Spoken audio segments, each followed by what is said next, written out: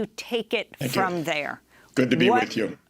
What is the story that people in the West and around the world should understand about what's happening right now with these conflicts, with Russia and Ukraine, and with China? The main point, Amy, is that we are not using diplomacy. We are using weaponry. This sale now announced to Taiwan that you've been discussing this morning is just another case in point. This does not make Taiwan safer. This does not make the world safer. It certainly doesn't make the United States safer. This goes back a long way. I think it's useful to start 30 years ago. The Soviet Union ended, and some American leaders got it into their head that there was now what they called the unipolar world, that the U.S. was the sole superpower and we could run the show. The results have been disastrous. We have had now 3 decades of militarization of American foreign policy. A new database that Tufts is maintaining has just shown that there have been more than 100 military interventions by the United States since 1991. It's really unbelievable. And I have seen in my own experience over the last 30 years, working extensively in Russia, in Central Europe, in China, and in other parts of the world, how the U.S. approach is a military first and often a military only approach. We arm who we want. We call for NATO enlargement no matter what other countries say may be harmful to their security interests. We brush aside anyone else's security interests. And when they complain, we ship more armaments to our allies in that region. We go to war when we want, where we want, whether it was Afghanistan or Iraq or the covert war against Assad in Syria, which is even today not properly understood by the American people, or the war in Libya. And we say, we're peace-loving. What's wrong with Russia and China? They are so warlike. They're out to undermine the world. And we end up in terrible confrontations. The war in Ukraine, just to finish the introductory view, could have been avoided and should have been avoided through diplomacy. What President Putin of Russia was saying for years was, do not expand NATO into the Black Sea, not to Ukraine, much less to Georgia, which if people look on the map, straight across to the eastern edge of the Black Sea. Russia said, this will surround us, this will jeopardize our security, let us have diplomacy. The United States rejected all diplomacy. I tried to contact the White House at the end of 2021. In fact, I did contact the White House and said, there will be war unless the U.S. enters diplomatic talks with President Putin over this question of NATO enlargement. I was told the U.S. will never do that. That is off the table. And it was off the table. Now we have a war that's extraordinarily dangerous, and we are taking exactly the same tactics in East Asia that led to the war in Ukraine. We're organizing alliances, building up weaponry, trash-talking China, having Speaker Pelosi fly to Taiwan when the Chinese government said, please lower the temperature, lower the tensions. We say, no, we do what we want, and now send more arms. This is a recipe for yet another war. And to my mind, it's terrifying. We are at the 60th anniversary of the Cuban Missile Crisis, which I've studied all my life, and I've written a book about the aftermath. We are driving to the precipice, and we are filled with our enthusiasm as we do so, and it's just unaccountably dangerous and wrong-headed, the whole approach of U.S. foreign policy, and it's bipartisan. Yeah, absolutely. And directing us to that is extremely important.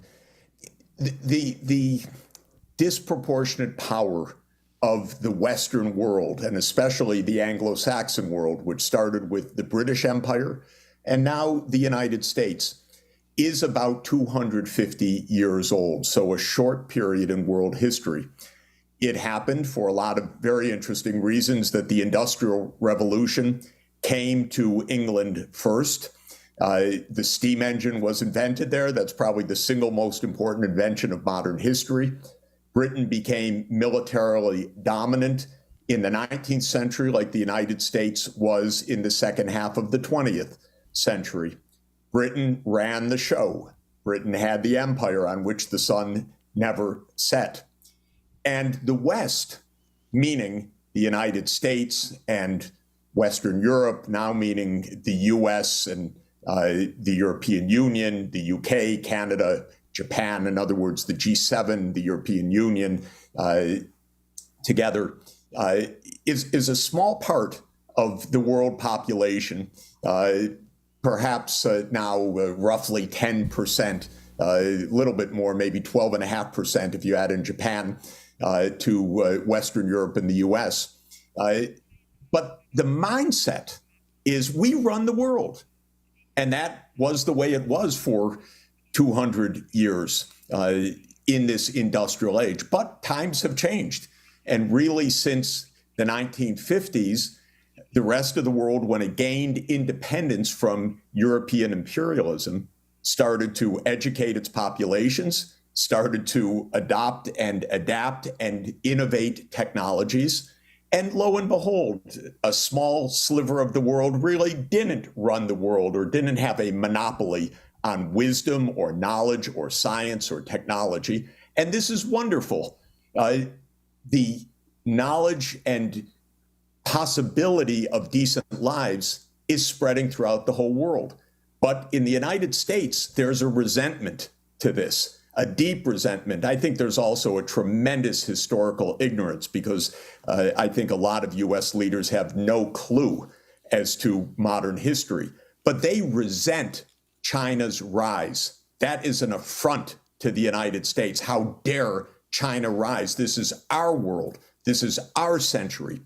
And so starting around 2014, I saw step by step, I watched it with intense detail because it's my daily activity, how the United States recast China, not as a country that was recovering from a century and a half of great difficulty, but rather as an enemy.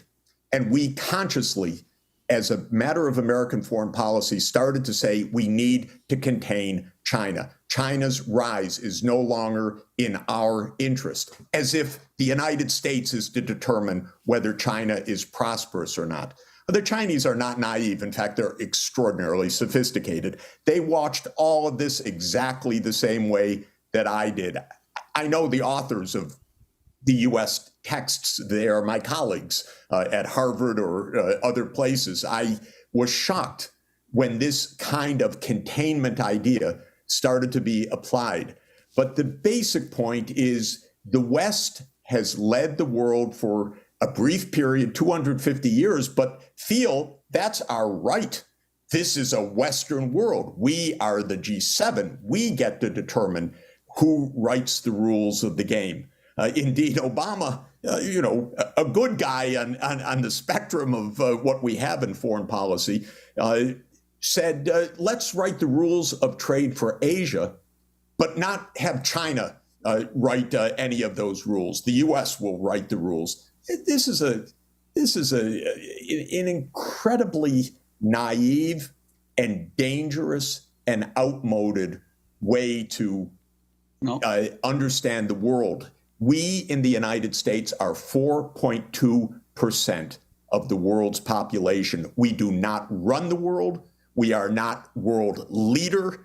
We are a country of 4.2% of the people in a big, diverse world, and we should learn to get along, play in the sandbox peacefully, not demand that we have all the toys in the sandbox. And we're not over that thinking yet. And unfortunately, it's both political parties. It's what motivates Speaker Pelosi to go to Taiwan in the middle of all of this, as if she really had to go to stir up the tensions. But it's the mindset that the U.S. is in charge.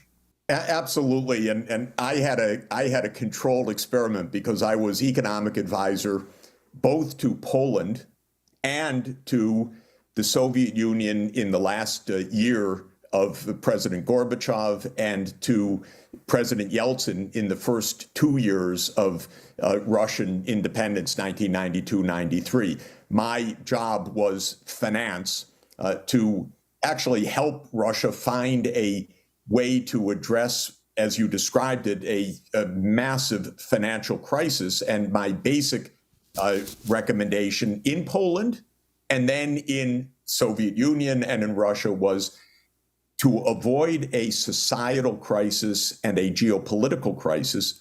The rich Western world should help to tamp down this extraordinary financial crisis that was taking place with the breakdown of the former Soviet Union.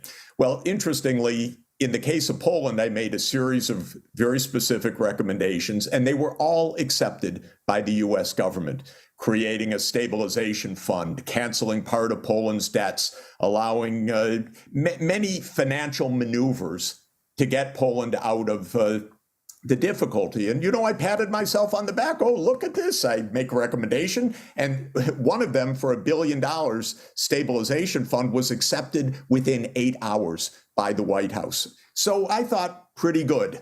Then came the analogous appeal on behalf of first Gorbachev in the final days and then President Yeltsin. Everything I recommended, which was on the same basis of economic dynamics, was rejected flat out by the White House. I didn't understand it, I have to tell you, at the time. I said, but it worked in Poland. And they'd stare at me blankly.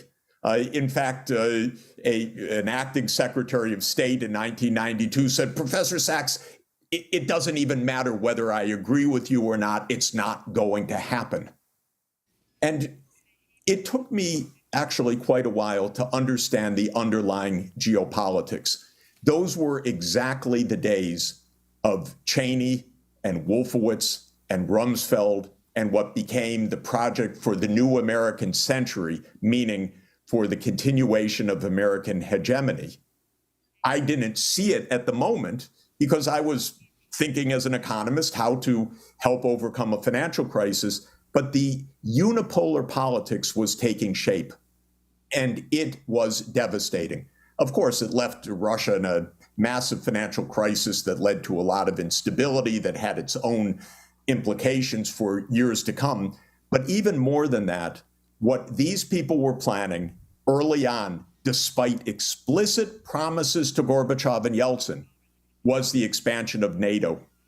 And Clinton started the expansion of NATO with the 3 countries of Central Europe, Poland, Hungary, and Czech Republic. And then George W. Bush Jr. added 7 countries, Bulgaria, Romania, Slovakia, Slovenia, and the 3 Baltic states, but right up against Russia. And then in 2008, the coup de grace, which was the U.S. insistence over the private opposition of the European leaders. And European leaders talked to me privately about it at the time. But in 2008, Bush said, NATO will expand to Ukraine and to Georgia. And again, if you take out a map and look at the Black Sea, the explicit goal was to surround Russia in the Black Sea. By the way, it's an old playbook. It's the same playbook as Palmerston in 1853 to 1856 in the First Crimean War. Surround Russia in the Black Sea, cut off its ability to have a military presence and to project any kind of influence into the Eastern Mediterranean. Brzezinski himself said in 1997 that Ukraine would be the geographic pivot for Eurasia. So what these neocons were doing in the early 1990s was building the US unipolar world. And they were already contemplating lots of wars in order to take out the former Soviet allied countries, wars to overthrow Saddam, wars to overthrow Assad, wars to overthrow Gaddafi. Those were all rolled out in the next 20 years. They've been a complete disaster, debacle for those countries, horrible for the United States, trillions of dollars wasted. But it was a plan. And that neoconservative plan is in its heyday right now on two fronts, in the Ukraine front and on the Taiwan Straits front. And it's extraordinarily dangerous what these people are doing to American foreign policy, which hardly is a policy of democracy. It's a policy of a small group that has the idea that a unipolar world and U.S. hegemony is the way that we need to go. Jeffrey Sachs, we don't have much time, but since this was such a big issue, Naomi Klein took you on big time with the shock doctrine, talking about you recommending shock therapy. Can you draw a line between what happened as the Russian economy unraveled to the conditions leading up to the Ukraine invasion? I mean, how did the economic catastrophe that followed the collapse of the Soviet Union lead to the rise of the oligarchic class and indeed the presidency of Vladimir Putin? Yeah, I've tried to explain to Naomi, whom I admire a great deal, for years that what I was recommending was financial help to whether it was Poland or to the Soviet Union or to Russia.